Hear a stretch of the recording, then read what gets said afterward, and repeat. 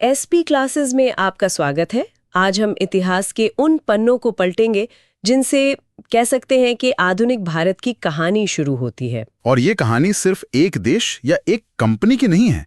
ये कई यूरोपीय ताकतों के बीच की एक हाई स्टेक्स रेस की है जिसने भारत का भविष्य ही बदल दिया। हमारे पास जो स्रोत है वो बताते हैं कि कैसे डच, अंग्रेज, फ्रांसीसी ये सब व्यापारी बनकर भारत आए, लेकिन सबके इरादे, उनके तरीके, एम्बिशंस सब बहुत अलग-अलग थे। बिल्कुल, ये एक तरह का शतरंज का खेल था जो 100 साल से भी ज्यादा चला। तो आज हम इसी की गहरी पड़ताल करेंगे कि कैसे एक ट्रेडिंग कंपनी, मतलब ईस्ट इंडिया कंपनी, ने धीरे धीरे दूसरी यूरोपीय शक्तियों को इस खेल से बाहर किया और एक उपमहाद्वीप पर अपने राज की नींव रखी। उनकी रणनीतियां क्या थीं? वो कौन से टर्निंग पॉइंट्स थे जिन्होंने पूरा खेल पलट दिया? और सबसे बड़ा सवाल, आखिर में अंग्रेज ही क्यों जीते? चलिए इस दिलचस्प कहानी को परत दर परत खोलते हैं। तो जब हम यूरोपियों के भारत आने की बात करते हैं तो अक्सर लोगों के दिमाग में सबसे पहले अंग्रेज आते हैं। हाँ बिल्कुल, लगता है कि कहानी उन्हीं से शुरू होती है। लेकिन खेल में और भी खिलाड़ी थे जो उनसे पहले भी आए थे। डचों की बात करते हैं, वो मैदान में काफी जल्दी उतर आए थे। 1602 में उनकी डच ईस्ट इंडिया कंपनी बन गई थी। और ये कोई छोटी मोटी कंपनी नहीं थी जैसा कि स्रोत बताते हैं। नहीं, बिल्कुल नहीं। ये उस समय के शायद दुनिया की सबसे शक्तिशाली कंपनी थी। सोचिए, उसे युद्ध छेड़ने, संधियां करने और किले बनाने तक का अधिकार था। मतलब एक तरह से वो अपने आप में एक सरकार थी। एग्जैक्टली। उन्होंने 1605 में मसूलीपट्टनम में अपनी पहली फैक्ट्री भी लगा ली। लेकिन यहाँ एक बहुत बड़ा फर्क समझना जरूरी है। क्या फर्क? कि उनका असल मकसद मतलब साम्राज्य बनाना नहीं था। सही पकड़ा। उनका असली गोल्ड माइन, उनका कमर्शियल इंटरेस्ट, वो इंडोनेशिया के मसाला द्वीपों, स्पाइस आइलैंड्स में था। अच्छा, काली मिर्च, लौंग, जायफल। यूरोप में इनकी कीमत सोने के बराबर थी। भारत उनके लिए एक जरूरी ट्रेडिंग हब तो था, लेकिन एंड गोल नहीं था। तो वो यहाँ से क्या ले जाते थे? वो यहाँ से कपड़ा, सिल्क, नील और शोरा मतलब सॉल्ट पेटर खरीदते थे और उसे दक्षिण पूर्व एशिया में मसालों के बदले बेचते थे। भारत उनके सप्लाई चेन का एक अहम हिस्सा था, पर प्राइस नहीं। तो फिर वो अंग्रेजों से भिड़े क्यों? अगर उनका फोकस कहीं और था तो यहाँ कॉन्फ्लिक्ट की वजह क्या बनी? देखिए, व्यापार में कोई अपना इलाका छोड़ना नहीं चाहता। 1623 का एम्बोयना नरसंहार एक बड़ा टकराव था। इंडोनेशिया में हुआ था, जहां डचों ने 10 अंग्रेजों को मार दिया। ओह, तो दुश्मनी काफी पुरानी थी। हाँ, लेकिन निर्णायक मोड़ आया 1667 के एक समझौते से। इसमें एक तरह से इलाकों की अदला बदली हुई। डचों ने कहा, ठीक है, आप भारत पर ध्यान दो, हम इंडोनेशिया पर पूरा कंट्रोल रखेंगे। ये तो अंग्रेजों के लिए एक बहुत बड़ी स्ट्रेटेजिक विन थी, बहुत बड़ी। और फिर 1759 में बेदरा की लड़ाई, बैटल ऑफ बिदेरा में अंग्रेजों ने उन्हें हरा दिया और बस भारत में उनकी कहानी खत्म। तो इस तरह खेल का एक बड़ा खिलाड़ी बाहर हो गया और जो पावर वैक्यूम बना उसे भरने के लिए एक खिलाड़ी पहले से ही तैयार बैठा था। अंग्रेज? हाँ, कहानी के सबसे बड़े खिलाड़ी। 31 दिसंबर 1600 को क्वीन एलिजाबेथ आई से चार्टर मिला, लेकिन उनकी शुरुआत तो कह सकते हैं कि काफी खराब रही थी। हाँ, 1609 में कैप्टन विलियम हॉकिंस मुगल बादशाह जहांगीर के दरबार में पहुंचे, लेकिन पुर्तगालियों ने ऐसी लॉबिंग की कि उन्हें खाली हाथ लौटना पड़ा। लेकिन अंग्रेजों ने इससे एक बात सीखी है ना? बिल्कुल, उन्होंने सीखा कि सिर्फ मिन्नतें करने से काम नहीं चलेगा। उनकी रणनीति मतलब मल्टी प्रोंग थी।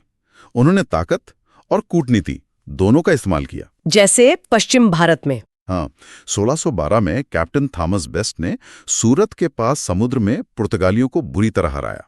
इससे जहांगीर इतने प्रभावित हुए कि उन्होंने तुरंत सूरत में फैक्ट्री की इजाजत दे दी। उन्होंने दिखाया कि वो सिर्फ व्यापारी नहीं, ताकतवर भी हैं। और फिर तो ने एक ऐसी चीज हाथ लगी जो किसी ने सोची भी नहीं होगी। बॉम्बे शहर, दहेज में। ये सुनने में ही मतलब अजीब लगता है। ये सचमुच अविश्वसनीय है। 1662 में पुर्तगाल के राजा ने अपनी बेटी की शादी में इंग्लैंड के राजा चार्ल्स II को बॉम्बे दहेज में दे दिया। एक पूरा शहर जो आज भारत की फाइनेंशियल कैपिटल है, एक शादी के तोहफे में। और फिर देखिए क्या हुआ। राजा ने 1668 में यही बॉम्बे ईस्ट इंडिया कंपनी को सिर्फ 10 पाउंड सालाना किराए पर दे दिया। सिर्फ 10 पाउंड? ये तो कंपनी के लिए एक मास्टर स्ट्रोक था। उन्हें सूरत से ज्यादा सुरक्षित और बेहतर बंदरगाह मिल गया, वो भी लगभग मुफ्त में। बिल्कुल। तो पश्चिम में उन्होंने ताकत और किस्मत दोनों से पैर जमाए। और दक्षिण में उनकी क्या रणनीति थी? वहां तो मुगल नहीं थे। दक्षिण में खीड़ानक था, वहां उन्होंने ताकत की जगह चालाकी से काम लिया। 1632 में गोलकुंडा के सुल्तान से गोल्डन फरमान हासिल किया। गोल्डन फरमान, इसमें क्या था? सिर्फ 500 पगोड़ा सालाना के बदले पूरे राज्य में फ्री ट्रेड का अधिकार। बस 500 पगोड़ा? ये तो बहुत ही सस्ता सौदा था। ये एक बहुत बड़ी कूटनीतिक जीत थी। इसने उन्हें अपने प्रतिद्वंदियों पर भारी बढ़त दे दी और इसी की नींव पर उन्होंने 1639 में मद्रास में फोर्ट सेंट जॉर्ज बनाया, जो आगे चलकर दक्षिण में उनके ऑपरेशन का सेंटर बना। और पूरब में बंगाल में तो उन्होंने जैसे जैकपॉट ही मार लिया। हाँ, बंगाल तो सोने की खान था। 1651 में बंगाल के सूबेदार शाह शुजा को सिर्फ 3000 रुपए सालाना देकर पूरे बंगाल में टैक्स फ्री व्यापार की इजाजत ले ली और फिर कलकत्ता की नींव रखी। और फिर आया 1715 का वो फरमान जिसने सब कुछ बदल दिया। हाँ, मुगल बादशाह फर्रुखसियर का फरमान, जिसे कंपनी का मैग्ना कार्टा कहा जाता है। मैग्ना कार्टा, ये तो बहुत बड़ा शब्द है। इस फरमान में ऐसा क्या खास था? इसलिए क्योंकि इसने कंपनी को एक व्यापारी से लगभग एक शासक बना दिया। सोचिए, उन्हें बंगाल में टैक्स फ्री व्यापार का अधिकार मिला, उन्हें दस्तक यानी ट्रेड पास जारी करने का हक मिला, जिसका उन्होंने बाद में बहुत गलत इस्तेमाल भी किया। हाँ, वो तो है। और सबसे बड़ी बात, बॉम्बे में ढाले गए उनके सिक्के पूरे मुगल साम्राज्य में चलने लगे। एक कंपनी अपनी करेंसी चला रही है। ये सिर्फ व्यापार नहीं था, ये सत्ता थी। बिल्कुल। तो डच बाहर हो चुके थे, अंग्रेज अपनी ताकत बढ़ा रहे थे, लेकिन खेल में एक आखिरी और शायद सबसे खतरनाक प्रतिद्वंदी की एंट्री बाकी थी। फ्रांसीसी। वो 1664 में आए, मतलब काफी देर से आए हैं। लेकिन आते ही अंग्रेजों के लिए सबसे बड़ा सिरदर्द बन गए। हाँ, क्योंकि फ्रांसीसी कंपनी सरकारी थी और उसके पीछे फ्रांस की पूरी ताकत थी। अंग्रेजों और फ्रांसीसियों के बीच की दुश्मनी भारत की जमीन पर 3 कर्नाटक युद्धों के रूप में लड़ी गई। और ये लड़ाइयां सिर्फ भारत के लिए नहीं थी, है ना? नहीं, ये यूरोप में चल रही ब्रिटेन और फ्रांस की सदियों पुरानी दुश्मनी का ही एक एक्सटेंशन थी। पहले कर्नाटक युद्ध में सेंट थॉम की लड़ाई हुई। यहाँ एक छोटी सी फ्रांसीसी सेना ने नवाब की 10 गुना बड़ी भारतीय सेना को हरा दिया।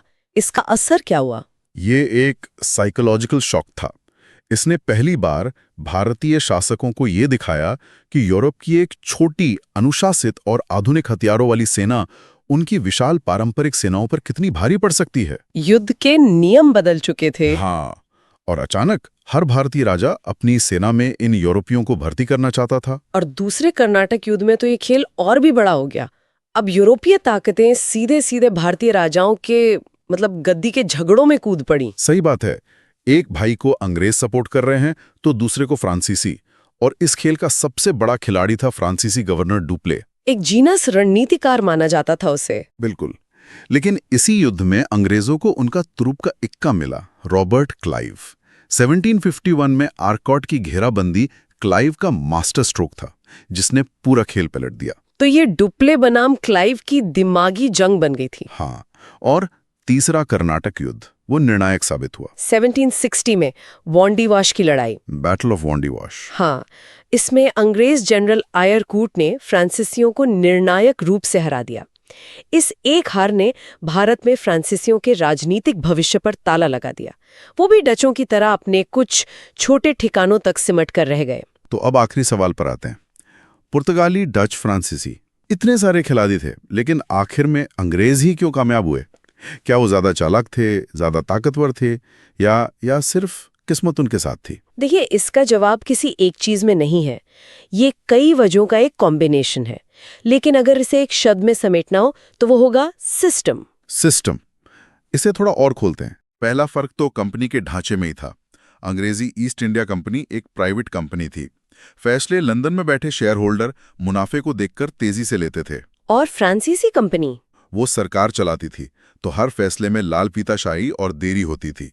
मतलब एक फुर्तीला स्टार्टअप था और दूसरा एक धीमा सरकारी विभाग। और इस प्राइवेट कंपनी को उनकी सरकार का भी पूरा सपोर्ट था, खासकर उनकी नौसेना का। हाँ, ब्रिटेन की रॉयल नेवी उस समय समंदर की बेताज बादशाह थी। लेकिन असली सीक्रेट वेपन, असली ब्रह्मास्त्र कुछ और था। वो क्या था? Bank of England. ब्रिटिश सरकार युद्ध लड़ने के लिए बाजार से आम लोगों से कर्ज उठा सकती थी। उनके पास युद्ध को फाइनेंस करने का एक अंतहीन सिस्टम था। अच्छा। और फ्रांस, दूसरी तरफ फ्रांस का राजा दिवालिया हो रहा था। तो जमीन पर डुप्ले चाहे कितना भी ब्रिलियंट क्यों ना हो, वो एक ऐसी लड़ाई लड़ रहा था जिसे उसकी सरकार अफोर्ड ही नहीं कर सकती थी। ये तो बहुत बड़ा पॉइंट है। तो ये सिर्फ तोपों और तलवारों की लड़ाई नहीं थी, ये पैसों की लड़ाई भी थी। जिसे अंग्रेज शुरू होने से पहले ही जीत चुके थे। और इसमें कुछ और बातें भी होंगी, जैसे स्थिर सरकार। हाँ, बिल्कुल। ब्रिटेन में एक स्थिर सरकार थी, जबकि फ्रांस में क्रांति की उथल-पुथल चल रही थी। अंग्रेजों ने धर्म को व्यापार से दूर रखा, जबकि पुर्तगाली धर्म प्रचार को लेकर बहुत कट्टर थे और उनके पास रॉबर्ट क्लाइव जैसे मौकापरस्त और शानदार कमांडर थे। तो ये सब मिलकर एक विनिंग कॉम्बिनेशन बन गया। एक तरह से हाँ। तो ये थी भारत में यूरोपीय शक्तियों के टकराव की कहानी। ये सफर मसालों और कपड़े के व्यापार से शुरू हुआ और एक कंपनी के राजनीतिक वर्चस्व पर आकर खत्म हुआ। और ये लड़ाइयां सिर्फ जमीन पर नहीं, बल्कि समुद्र में, दरबारों की कूटनीति में और लंदन और पेरिस के बैंकों में भी लड़ी गईं, जिसने भारत का नक्शा और तकदीर दोनों हमेशा के लिए बदल दिए। अंत में सोचने के लिए एक विचार छोड़ते हैं। स्रोत हमें बताते हैं कि भारत में ब्रिटिश साम्राज्य की स्थापना किसी ग्रैंड प्लान का नतीजा नहीं थी। ऐसा नहीं था कि लंदन में किसी ने बैठकर एक नक्शा बनाया हो कि हमें भारत पर कब्जा करना है। नहीं, ये सब मुनाफे के लिए गए छोटे छोटे व्यापारिक फैसलों, स्थानीय झगड़ों में मौका देखकर दखल देने और धीरे धीरे ताकत बढ़ने का नतीजा था। तो सोचने वाली बात यह है कि क्या ईस्ट इंडिया कंपनी को खुद भी पता चला कि वो कब एक ट्रेडिंग कंपनी से एक साम्राज्यवादी ताकत बन गई? मतलब वो कौन सा पल रहा होगा? हाँ, क्या कोई एक मीटिंग हुई होगी जहां उन्होंने ये फैसला लिया, या वो बस एक फैसले से दूसरे फैसले तक मुनाफे के पीछे भागते भागते अनजाने में